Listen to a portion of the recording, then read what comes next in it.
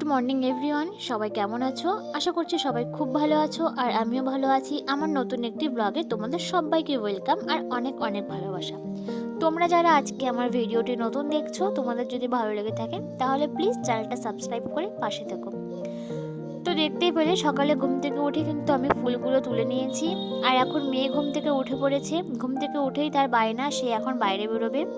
তো তার জন্য ওকে একটু নিয়ে বাড়ির সামনে রাস্তায় আসলাম। আর এখন ও দেখো হাঁটাহাঁটি করতে ব্যস্ত। আর এইদিকে এখন ওকে আমি গরম জল দিয়ে একটু মুখটা পরিষ্কার করে দিলাম। আর এখন মুছে দিচ্ছি, মুছে দিয়ে একটু ক্রিম মাখাই দেবো। কারণ শীতের দিন পড়ে গেছে, ঠিকঠাক করে ক্রিম না মাখালে গালগুলো একদম ফেটে যাবে।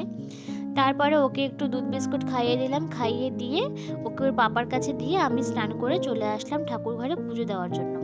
আর ঠাকুর ঘরে পুজো দিতে ভীষণ সময় লাগে। আগে হচ্ছে উপরে পুজো দেবো, মানে এইখানে যেখানে পুজো দিচ্ছি, পুজো দিয়ে কিন্তু আবার নিচে গিয়ে আমাকে পুজো দিতে হবে, কারণ নিচে হচ্ছে আমাদের কালী মন্দির।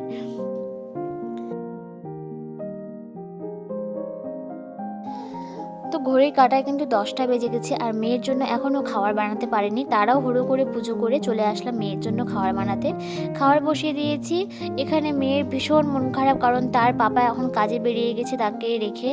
তার জন্য মন খারাপ করে আমার কোলে উঠে শুয়ে পড়লো। আর মেয়ের খাওয়ার হয়ে গেছে, এখন মেয়েকে আমি খাইয়ে দেবো। শাশুড়ি মা শ্বশুরমশাই নেই বাড়িতে, তারা কিছুদিনের জন্য বাইরে গেছে। তো বাড়িতে আমি, গুনগুন আর গুনগুনের পাপাই আছি। তো এখন ভাবলাম যে আমি আমাদের জন্য রান্নাটা করে নিই। মেয়ের খাওয়ানোও হয়ে গেছে, সব কিছু হয়ে গেছে, তো এখন ফ্রি আছি। তো এই যে এখন আলু কেটে নিচ্ছি, ডিম আর আলু সেদ্ধ বসাবো। আজকে রান্না করব ডিম। আর এখানে আমি এখন করছি আলু আর গাজর ভাজা। তোমরা কে কে আলু আর গাজর ভাজা খেয়েছো অবশ্যই কমেন্ট করে বলো। আমার তো আলু আর গাজর ভাজা খেতে ভীষণ ভালো লাগে। তো এটা কিন্তু গুনগুনের পাপাও খুব পছন্দ করে, এই আলু আর গাজর ভাজা একসাথে মিশিয়ে ভাজলে। আর এখানে রান্না করছি। আর দেখো আমার রান্নাঘরের সাথেই কিন্তু আমার ডাইনিংটা একদম লাগানো, তার জন্য কিন্তু কোনো অসুবিধা হয় না মেয়েকে নিয়ে রান্না বান্না করতে। এদিকে মেয়েকে খেলনা দিয়ে ছেড়ে দিই, ওদিকে খেলা করে আর আমি এদিকে রান্না করি। শুধু আজকেই যে আমি বাড়িতে একা তা না, আমি কিন্তু প্রতিদিন মেয়েকে নিয়ে বাড়িতে একাই থাকি। যেহেতু শাশুড়ি মা সার্ভিস করে, বেরিয়ে যায় 10টার দিকে বেরিয়ে যায়। ওর পাপা, আমার শ্বশুরমশাই সবাই বেরিয়ে যায়, বাড়িতে কিন্তু আমি আর আমার মেয়েই থাকি। তার জন্য কিন্তু কোনো অসুবিধা হয় না। আমার অভ্যেস আছে মেয়েকে নিয়ে একা সব কিছু সামলানোর।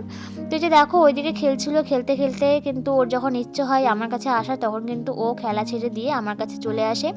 কিছুক্ষণ কোলে নিয়ে থাকি, তারপর ওর যখন মন ভরে যায় আবার নেমে ও ওর কাজে ব্যস্ত হয়ে যায়। তো এখন কিন্তু আমি ডিমের মশলাটা কষাচ্ছি। ডিমের ঝোলটা এখন করে নেব। তো এই যে দেখো ঝোলের কিন্তু জল দিয়ে দিয়েছি। তো আর কিছু করব না, এটুকুই আজকে আমার রান্না। আর এখন মেয়ের কিন্তু স্নান হয়ে গেছে। স্নানের কোনো ভিডিও ক্লিপ নেইনি, কারণ স্নান করানোর সময় এত কান্না করছিল, তার জন্য আর করিনি, খুব বিরক্ত হয়ে গেছিলাম। তারপরে কোনো মতে, যেহেতু ঠান্ডা লাগছিল ওর, কোনো মতে তাড়াতাড়ি করে স্নান করিয়ে ছাদ থেকে নিয়ে চলে আসলাম ঘরে। এসে এখন ওকে ক্রিম ট্রিমগুলো সব কিছু মাখিয়ে দিলাম। আর ওর কিন্তু খাওয়া হয়ে গেছে, ওকে এখন ঘুম পাড়িয়ে দিব, ও ঘুমিয়েও পড়বে। যে দেখো ঘুমিয়ে পড়েছে কিছুক্ষণ খেলাধুলো করার পর। তারপরে এই যে 2 ঘন্টার মতো ঘুমিয়েছিল আর এখন ঘুম থেকে উঠে পড়েছে। এখন ওই 4টের মতো হবে। ঘুম থেকে উঠে পড়েছে। এই যে উঠে দেখো নিচে নামার জন্য সোজা বায়না, নিচে নাম, মানে ঘুম থেকে উঠেই ও নিচে নামবে।